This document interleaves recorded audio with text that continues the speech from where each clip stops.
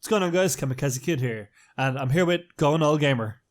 What's going on, guys? Sean here for Goin Gamer, and thank you very much for having me, KamikazeKid. Anytime, man. So we're doing the Cockpit podcast again. It's been a while since I've done it, but I figured get back into it because people always like hearing discussions between YouTubers, especially smaller ones who are growing and go through the struggles. Yeah. So I guess I had you on because obviously I've seen your channel growing for a bit of time, and I kind of took note to your style of editing and the way you do news, and it's kind of, it's different, I think. So I just wanted to kind of get your opinion on YouTube because of it. So how would you describe your channel? It's kind of your typical gaming channel with a bit of a twist. I cover mainly 3 topics, which are the news, let's plays, and then gaming reviews. Ah, grand. And would you say you have a preference over one or the other?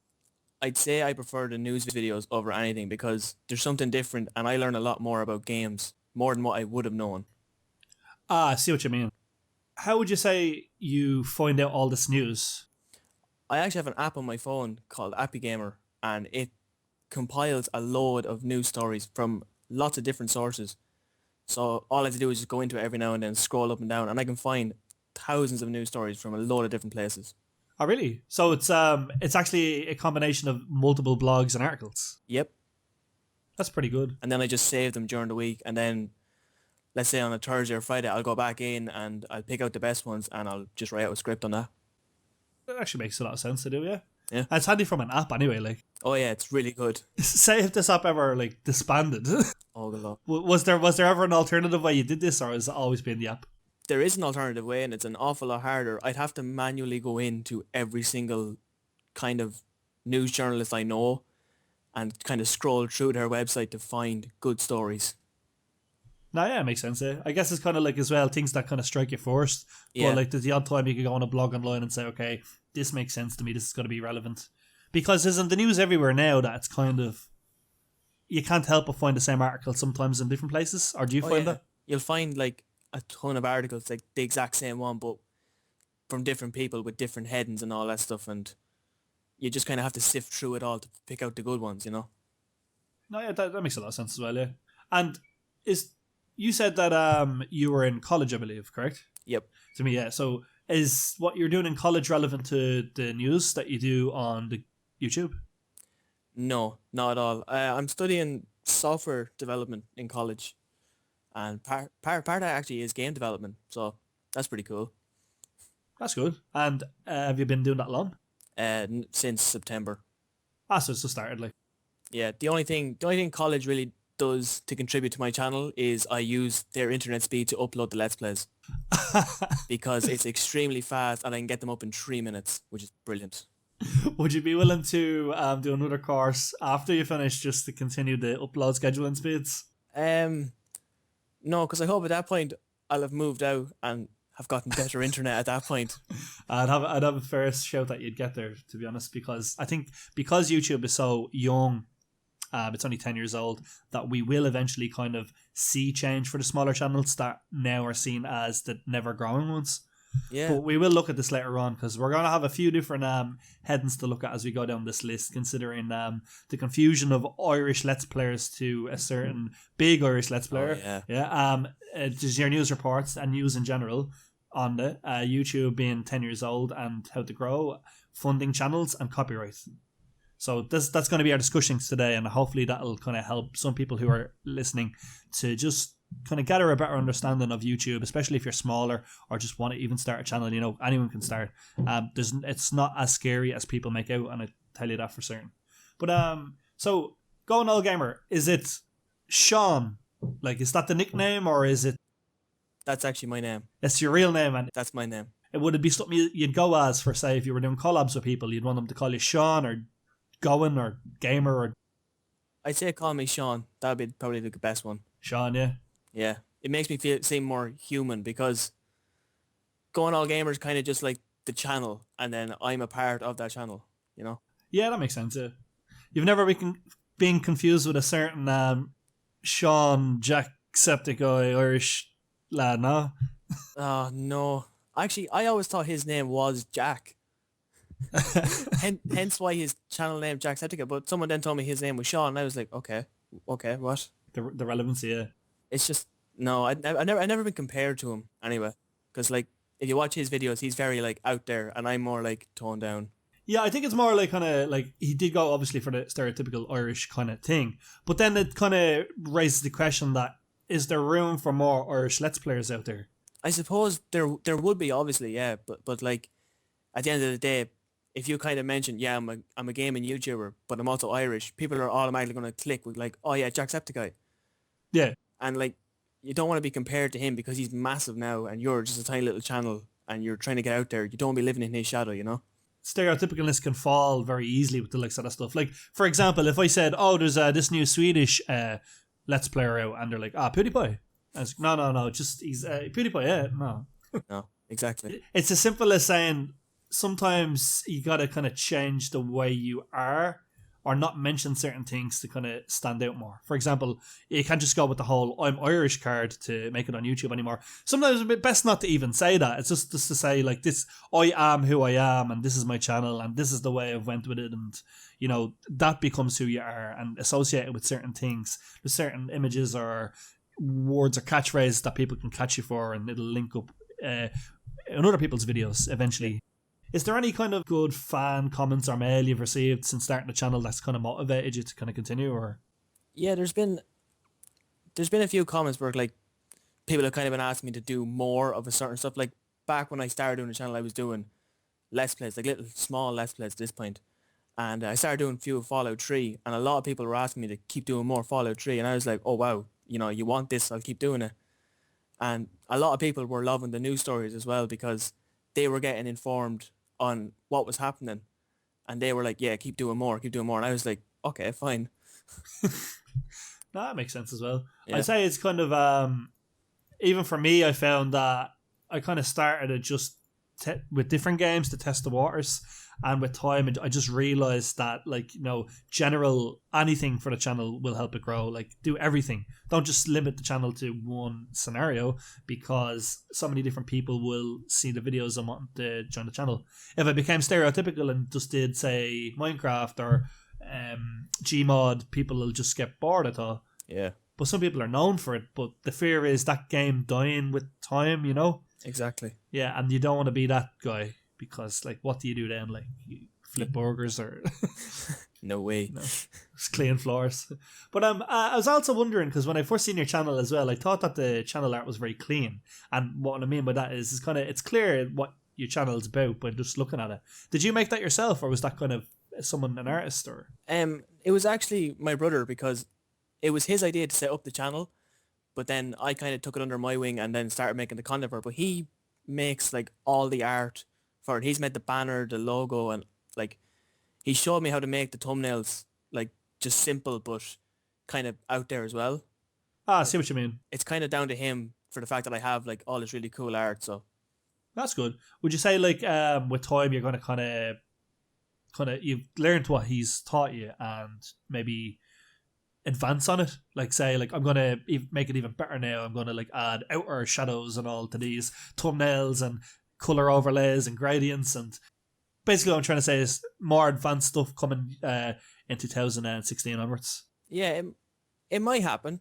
There's definitely a high possibility that I will like continue to grow, because I do want to and make things as good as I can. So yeah, there is a high chance that my thumbnails and all that stuff could get a hell of a lot better. But for now, I do like it because it's very simple, but it kind of catches you as well, you know? Yeah, exactly. I'd say, especially from what I learned, was I used to spend more time on thumbnails sometimes than playing the game. And I'd be like, why am I doing this? And it wastes time. And what is very important with YouTube is scheduling. So you'd want to keep to that. And I know you're someone who keeps the schedule very well. And I was wondering if you had any kind of advice for people that struggle for scheduling. Is there a trick you have to keep to it, or? I suppose it's not to make YouTube your top priority in your schedule, because if you do that, then you're going to end up hating it. Do what you can. Do what you think is easy for you to keep up to date with, and just keep doing it. Like, if that's only 2 videos in the week, that's perfect, because, you know, at least your subscribers are getting, you know, 2 videos in the week of you, so they're not totally left bored, or you're not totally left strained. Yeah.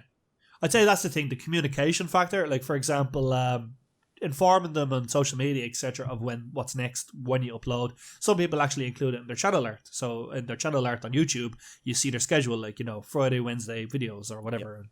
And that's good because then they know that's what to expect from you. Yep. And if you make it your priority to be uploading 2 a day every day, and they expect that of you, and if you miss that scheduling, they might think you're losing interest. It's important to kind of keep them regularly informed, and that's why I think communication's good with it as well. Yeah. Now, Sean, I realised you had a blog there when I was watching one of your videos at the end, and I clicked on it, and I was actually just saying to myself, Jesus, how do you go about making a blog? And does it what does it do for your channel? Like, is like monetization options with it and all, or? I suppose what it does is like, it's a place where like my videos are all kind of put into one that's away from YouTube, you know? So it's, I don't even know. It was like, I brought it up because when I originally made the channel and I started to take it more seriously, it was just going to be mainly news and reviews. So I figured the blog would be really cool because then I could just write everything out for people. So rather than them watching the video, they could read it, you know? Like say they were at work or something, they could read the review, read the news and all that stuff. I get you. So it's actually literally like kind of like a newspaper article or an online article of news in itself. The blog is of what you found and what you say. Like it's like a recap stuff if they can't watch the video or if they can't load. That is actually a pretty cool concept. And how did you go about making it? Is it a WordPress thing, or is there a website you go to make these? Or Google actually have one. It's called blogger.com. And you go in there and you can set it all up through there. Ah, cool. And that's free to use and download, etc., for people if they want to make their own. Yep, it's free to use and you can use it in your web browser or anything. So it's handy to use now. That actually sounds really good. I'll probably leave a link for people below in the description box in case they want to do that. Make use of kind of that feature. I'm sure a lot of people aren't even aware of it. I wasn't for one anyway. I do believe I had this discussion with Tori Dory before in regards to monetization with blogs. Is that something that you think you'd able to do in future? Or is there something that Google allow you to do on their blogs? Like you can do it with an AdSense account. You can monetize blogs so that ads will appear on them. But I don't know. I've never gotten anything back off my blog. I'd say I like monetization. You'd see more activity on that side of things from YouTube than you would from a blog. Yeah, I'd say that's especially the truth. Like especially blogs are, you know, you're reading. It's not, you don't click ads on a blog because they're not in the way of the words. Unless of course it's designed in a way it pops up when you're trying to click X and you accidentally click it. But I don't know. I don't know if that's something that is programmed into even blogger.com or not. No, I don't think it is. It's like when ads appear, they kind of appear down the side of the screen, but like all the content that you're looking at is directly in the middle. So you're not being hassled by the ads appearing, so you're totally fine. I see. Actually, on the topic of kind of the likes of that and the channel itself, have you had any YouTube struggles in the recent few months of been on? I'd say my biggest YouTube struggle would be standing out from other people, just trying to be different.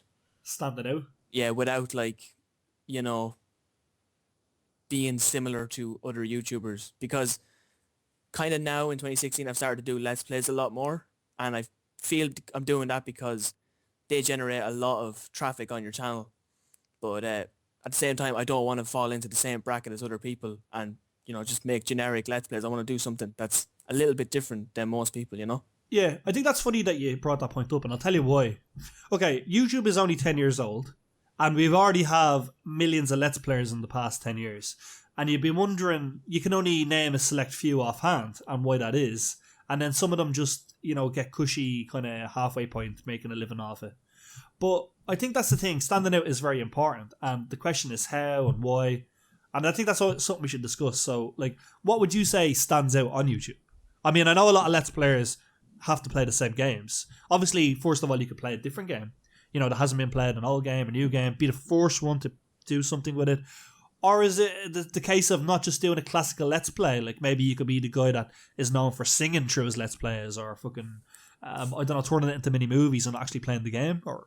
Well, like, it's true that, like, as YouTube grew, the market kind of got saturated with a lot of the same stuff.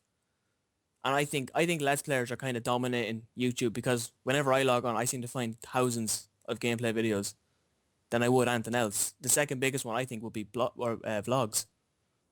Yeah, I think that's true. Like, vlogging is starting to become a thing that is done a lot. Like, people want to know the daily lives of certain people. Yeah. And especially true for people who have a rich lifestyle. Some people like Syndicate, for example, who have a very, very rich lifestyle, you know, because YouTube has paid off for him. And a lot of people are kind of saying, oh, what new car is he getting? What's he doing now? What party is he at? Yeah. You know, this is all relevant stuff to people who thrive wanting that, and kind of sometimes that could motivate somebody. You know, certain people's vlogs motivate people, and it doesn't even just have to be they're going out and partying. It could be a stationary vlog like the way Jacksepticeye does for motivational speeches, or smaller YouTubers do it, and it has an effect on someone. Yeah, and we take stride in that, and that could be something that's different, because each person has their own different way of doing it. I feel that a lot of Let's Players do different approaches to Let's Playing, because you get different reactions, and people like seeing different reactions. Yeah, I know sometimes I think that's why the subscriber thing does stand out, because it lets you know how many people feel that person is different. Exactly. So, like, let's just say, I don't know, someone with 30,000 subscribers feels their subscribers clearly feel they're different, and someone with 100,000 feels they're very different, because clearly, like, they're doing something right to get their attention. Yeah. But another thing is, we've had decades of films, movie stars, and TV stars. So I'm sure we'll eventually stand out in a multimedia market that is classed as satirized, because we're trying our best, we're branding ourselves and doing logos, and we have future ideas. Like, is that something you were looking into? Eventually maybe changing up everything you have to a certain brand? Like, Going All Gamer becomes a brand, the controller logo becomes a brand. Something like that, maybe. Yeah, it's definitely one thing I was thinking about. I'm kind of like, what I'm doing now is, because the way I see it is, you're never going to get famous on YouTube straight away. That's never going to happen. But in maybe 5 or 6 years, it's more than likely going to happen. So, like, I think the best thing to do is build up your formats now, get everything kind of known as you start off, and then, you know, if hopefully in 5 or 6 years' time, if you've grown a lot bigger than you are, then, you know, people will kind of know what you're about and all that stuff, you know? Yeah, that makes sense. I think that's the thing of, we're small now for a good reason, because nobody knows who we are. And something I keep saying to everybody who feels they're struggling is, you got to remember, nobody knows you exist because they can't see your things, and it's not your fault or their fault. It's just the way things are, because if you can picture the fact that you upload a video and it's advertised to about, I don't know, let's just say you had no subs, and YouTube instantly says, okay, we'll show this to 15 people. And, you know, they don't know you. They don't expect to think that you have a channel. Yeah. And only 5 people might want to see the video. And then you're like, oh no, I'm never going to be famous. But it's the consistency that makes people see you. I think you'll able to notice with time, from where you started having nothing to almost at 150 an hour plus, isn't it? Yeah, definitely. As I got more consistent on YouTube, I definitely saw a massive growth in my, like, subscribers and views and all that stuff. But also, I started to notice that a lot of the same people kept popping up in the comment section on my videos. And I think that's a good thing as well, because you can kind of relate to them then. You can kind of see the regulars, and you can kind of approach them. You know how to reply to them and comment to them. And exactly. It's good to see familiar faces. You can kind of build relationships with them, and kind of it builds up. And sometimes you collab with people. Like, we comment regularly on each other's videos, and here we are doing a podcast. and that is a very big thing to do, to be able to step out of comfort zone for people, and be able to, you know, collab like this, or to share experiences and to discuss, like, you know, growth and all that. It is something, like, because we're putting ourselves out there. Picture this video, like, years from now, having millions of views, and all this bullshit or whatever we're talking just being said, seen, and we have to sit back and think, Jesus, that happened. That happened. Like, yeah, that's just the way things go, though. Yeah. But I think, schedules definitely get views, and consistency is important to that. But also, what do you think of channels like Howtobasic? They're very different. They are very unique in terms of what they do. Surprisingly, for Howtobasic, taking that as a prime example, like, his videos are just so out there, and somehow you love them, and you'll just keep coming back to watch them and stuff. Yeah, I think that's like a comedy. Like, it'd be classed as entertainment, because while I think the first time I seen his video, I was on Facebook, and one of my mates just had a question mark comment to his video, how to shave, and I was like, why is he so shocked by this? Clicked it, realised that the guy was baiting a fucking fish off his leg with whipped cream and to shave his leg, and then made a mess. I was like, I don't know. It became very funny very quickly for me to watch. I do regularly watch it. It is funny. Yeah. I think it's somehow it's satisfaction of knowing I can never make a mess in my house, but like it's like a frustration outrage. Like you kind of, you know, like someone just wants to break something but you can't. You get to see this and it's kind of a relief. Yeah. I think that's what it is in a way as well as hilariousness. Like, and it does make it kind of interesting with some story elements. But I'd be wondering now, how long does something like that continue for a channel? How long will you get success from that? I don't really know, because like at the end of the day, there's like more and more people will discover him, because like he gradually gets bigger and more people are sharing his videos on like their own Facebook pages and Twitter feeds and all that stuff. So like new people will constantly be discovering him as the years go on, but you never know. It might phase out.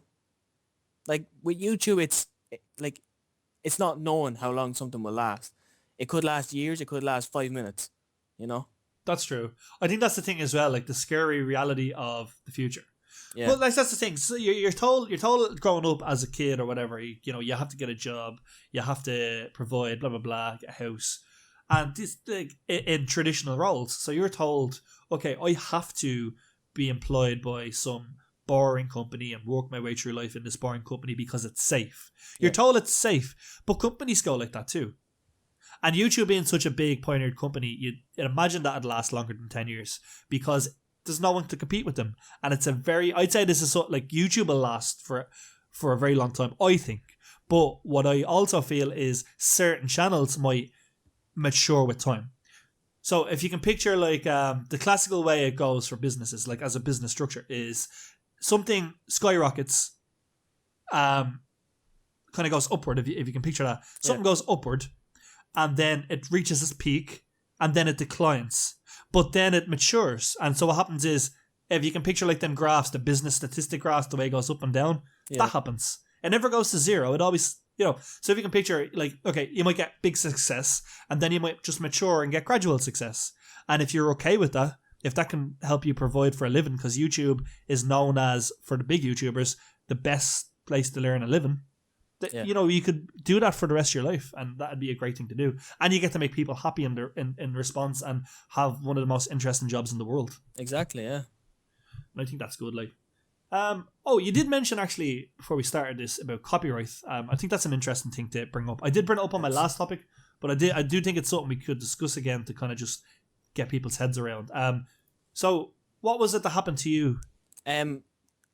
I've recently started doing a Metal Gear Solid Let's Play on my channel, and pretty much every video that I've uploaded in it has been flagged for copyright infringement by Konami, the publisher of the game.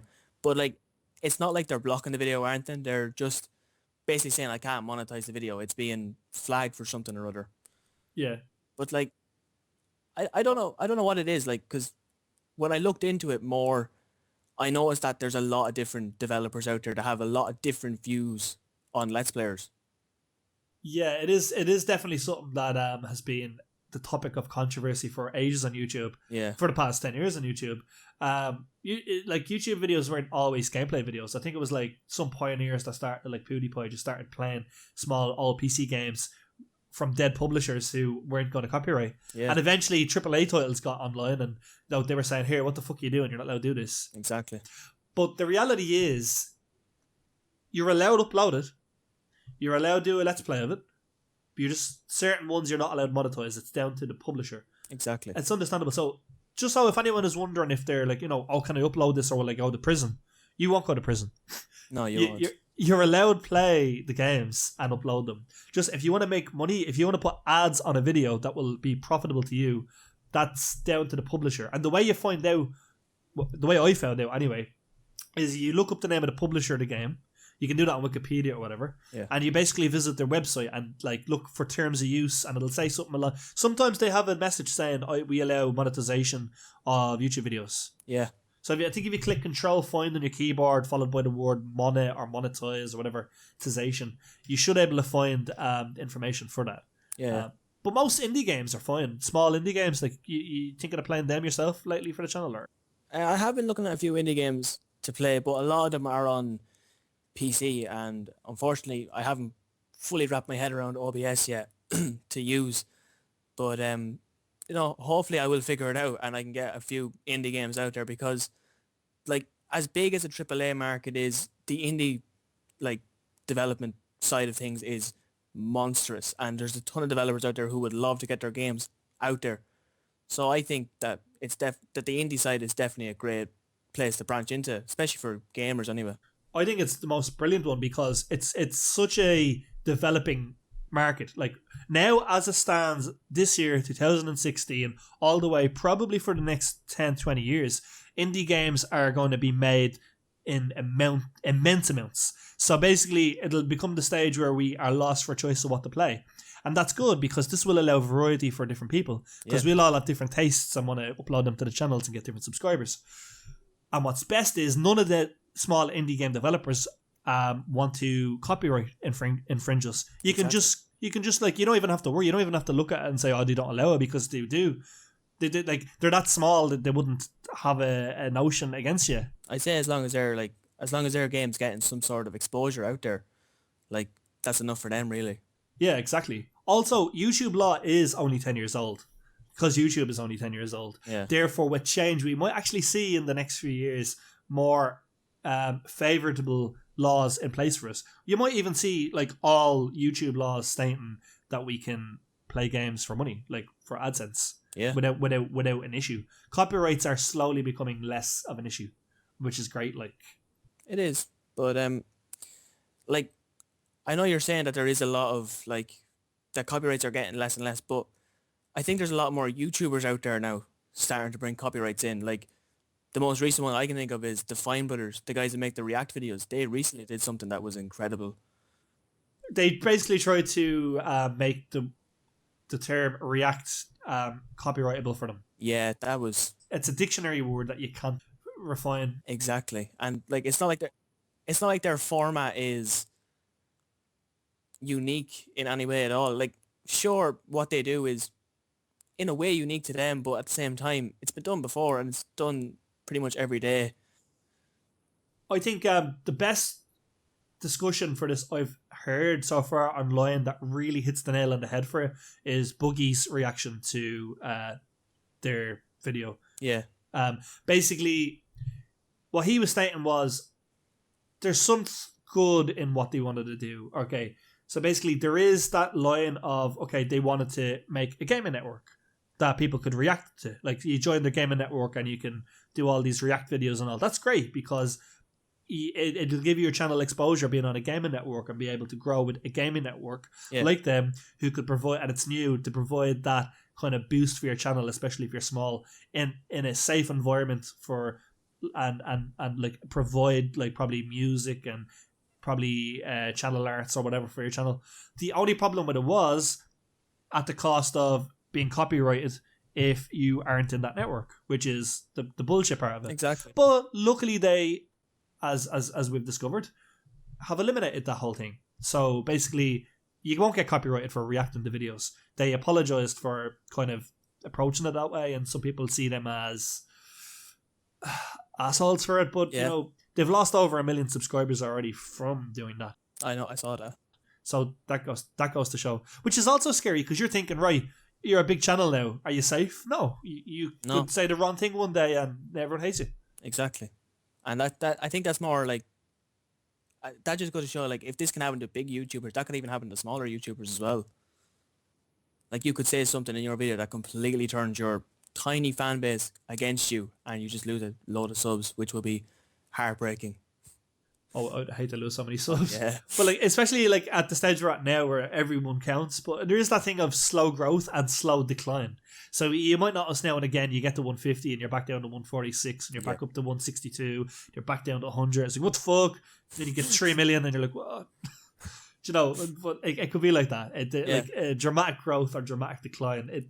It happens to us all, and we kind of just stride onwards, and it's that motivation and daily consistency that keeps us to it. Like, funding channels. This is something that's kind of new to me anyway, that I've noticed that fan funding is a thing. It's not available in Ireland at the minute, but it's not to say it won't be in the future. But there's 3 ways that I'm going to recommend for people if they want to. No, I don't do any. Just to start say I don't do any. Doesn't mean you don't have to. If you are looking to kind of make it a living and you're struggling, I'd recommend any of these three. Patreon, PayPal, or Kickstarter. Have you heard of any of these yet, Sean? I've heard of Patreon and I've heard of Kickstarter. So basically, yeah, it's just basically ways that people can fund you, and in return you do them favors in a way. Patreon and Kickstarter are kind of very similar.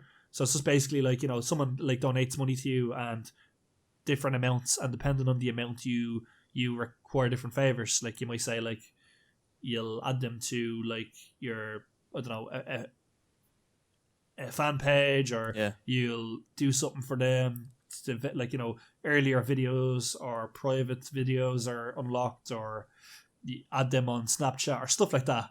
It's kind of like a way to return the favor. Yeah.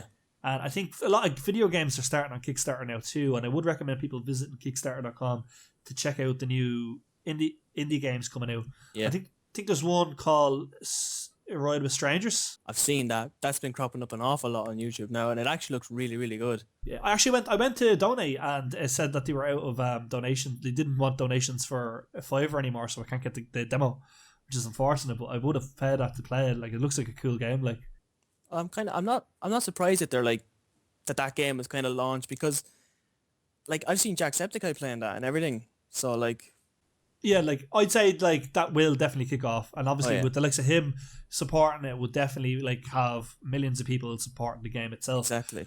But the other side of it is, I think it's sometimes like as small Let's Players when we find these projects and we're too late because we weren't informed. So it's definitely that thing of we got to be, as you'd say, on the ball with our news all the time, have a way of finding out these new things. Yep. So I was wondering why I missed the deadline. I was like, how did I miss this game? I didn't see it. It literally, like, it only appeared within a week and I wasn't allowed to buy it. Yeah. Would you recommend any way of being able to keep on top form of gaming news like that? Like new games? How would I have found, like, would you have found that before it came out? I found Ride with Strangers through smaller YouTubers that I watch. I saw them playing the game beforehand, and I went and had a look at it, and I thought, oh yeah, that's pretty cool. I might actually contribute to that. And then I came back about a week later, and I found a video of Jacksepticeye doing it. So then I was like, oh wow, this is after kind of exploding. And I think because if bigger YouTubers play a game that started with smaller YouTubers, their videos kind of get pushed down more in search results, because the bigger YouTubers are obviously going to appear first. Yeah. But to answer your question, with keeping up to date with these kind of projects coming out, I don't know how to keep up with new games coming out, especially indie games. I'd literally just say watch Kickstarter. Yeah. That makes sense. That is where it came from. So I would say it's probably like subscribing to their newsletter and just checking daily. I think that's the thing about our busy lives. You can miss things. Like we weren't expecting. For now, for example, while I'm recording this with you, maybe Kickstarter has something and I haven't even checked, Like something big could be right now there and I'm missing out. Exactly. And I won't find out unless I, check it out. I would say that anyone that wants to kind of donate to Kickstarter and the likes of that, do for the likes of them small indie games. They are kind of pretty cool. Some of them are free and you can just download the demo straight away and play it. Like, that's the other side of it. Like, yeah. I think, I would say also, I've noticed this on YouTube as well, not gaming channels, but this is a very, I don't know what you'd class this as, selling themselves. But there's a lot of Patreon accounts lately and YouTube channels of girls that are just flashing themselves, and they're just like, have you seen that? I haven't seen that now. I will admit that I haven't seen any like girls flashing themselves, but I have seen a lot of Patreon accounts appear, especially on, I wouldn't say they're big YouTubers now, but they're definitely a lot bigger than myself and other smaller YouTubers that I know. But like, they don't directly say out, support me on Patreon, but you'll see cards appearing on nearly every one of their videos, at least 3 times in the video, give to my Patreon or support my Patreon, and it's kind of like, okay. It is mad. I looked at one, this young one, and she basically, like, because you can read the Patreon thing and see, like, for a $5 she'll do this, and for a $10 she'll do this, and if you give her 300. And by the way, this isn't just one-off payments, guys. This is per month. Yeah, this is monthly payments. You're paying per month for this stuff. So basically, I think it was like for €300 a month, basically she'd send nude Snapchats. Wow. And Skype one-on-one sessions, video viral or whatever. I was like, what? Right? And she has like 5 people that are like, and obviously they're all dudes, I'd say. Probably. Fucking €300 a month for like that. I don't know. I don't know how I feel about that being on YouTube, because that's like a lot of kids watch YouTube and it's accessible, and I don't know if that's, you know, it's a tough one, and this is where YouTube law would come back into it and all. But I just didn't know how to feel about that whole situation. I guess it's just like, you gotta just let it happen and let YouTube sort it out, isn't it? Yeah, this stuff's happening pretty much every day now at this point. So like, if YouTube doesn't sort it out, you know, it probably won't ever get sorted out. But sure, there's not really much we can do, you know? Yeah, exactly. I think it's this thing, like, we have AdSense, and then there's other, as I said, these are just the other methods of getting paid. You know, you can exploit it like that, or you can do it like fair, like, you know, like where we might say, okay, you know, for a tenner, we'll send them out t-shirts that we made or something, or, you know, thank you cards, or, you know, like, obviously we don't have much to provide now, but like with time we might think of better ideas, like, you know, oh, if we get $5 a month, we give them something else. You know, with time we'll come up with ideas for that. Yeah. That's why I don't have Patreon or Kickstarter, and I'd say it's the same reason you don't. We just, and we haven't heard from them. I can't.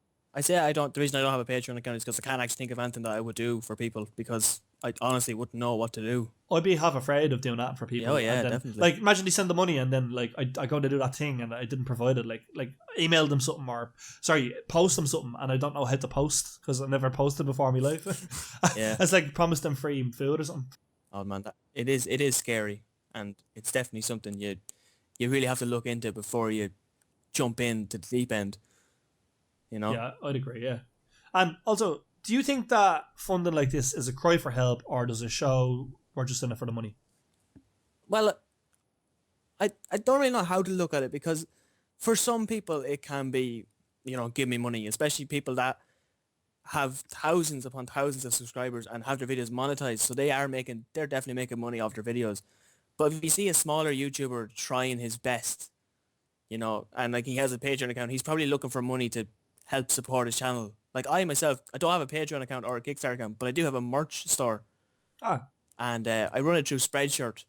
I don't get back everything that like you pay for like a t-shirt or something. I only get back a small bit because I only make the designs to go on the t-shirts. I see. But like, again, it's not a cry for money or anything like that. For me personally, it's like, you know, I am a bit broke. I could do with the money to kind of like get more games and stuff like that. But honestly, if I didn't make anything off it, it wouldn't bother me. I'd still find ways to get around it and get newer games out there on the channel, you know? Exactly.